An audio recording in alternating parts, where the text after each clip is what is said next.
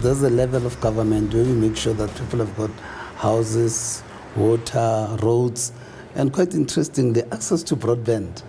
You know, because those are some of the basic things that local government makes sure. You know, the spatial transformation of the city, where do people stay, you know, where are houses built, the community facilities, schools and things like that. So this is where change can effectively take place. Exactly. So how much of power does a mayor have of a city, say like Johannesburg, when it comes to making these decisions?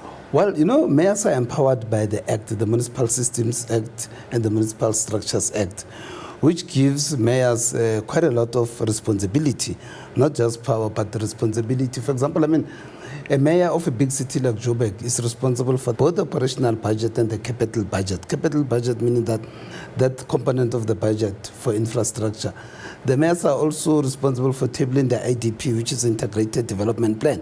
It's normally a 5-year plan, but for big metros, we have seen them moving towards 40 to 50-year plans. So it is the mayor's responsibility to ensure that there is a long-term plan.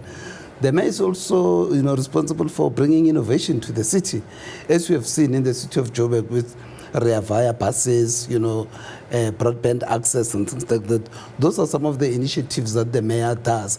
But over and above all, the mayor is also responsible for ensuring that service delivery, you know, takes place, you know, that there is access to water, access to roads, you know, etc. So it's quite a huge responsibility. You know, in the past, the mayors were more ceremonial with chains around.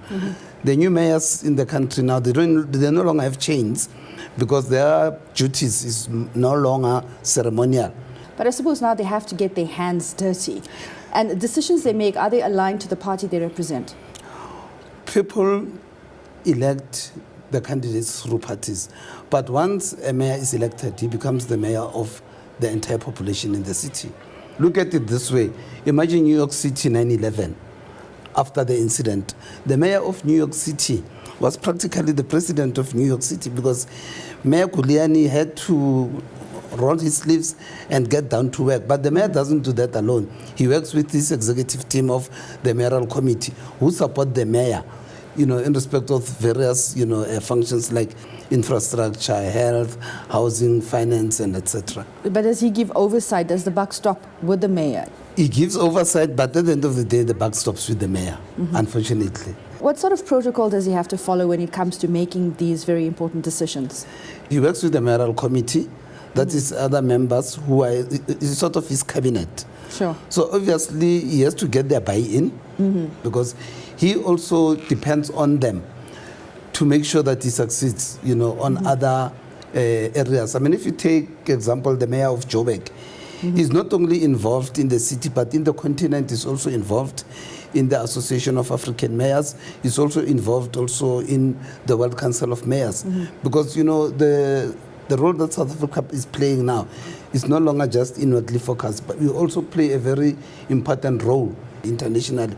So obviously, as and when he's not around, he all naturally depends, you know, on those mayoral committee members, his cabinet, to assist him to ensure that he achieves this vision. So mayors of cities in South Africa, like Johannesburg, for example, they have a lot of autonomy, a lot of power given to them by legislation. Is that correct, to make independent decisions? Remember, local government is a sphere of government on its own in terms of certain powers.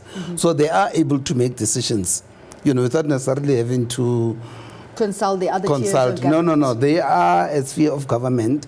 They've got the authority in terms of the law to take decisions in terms of specified, you know, activities or services that they have to render.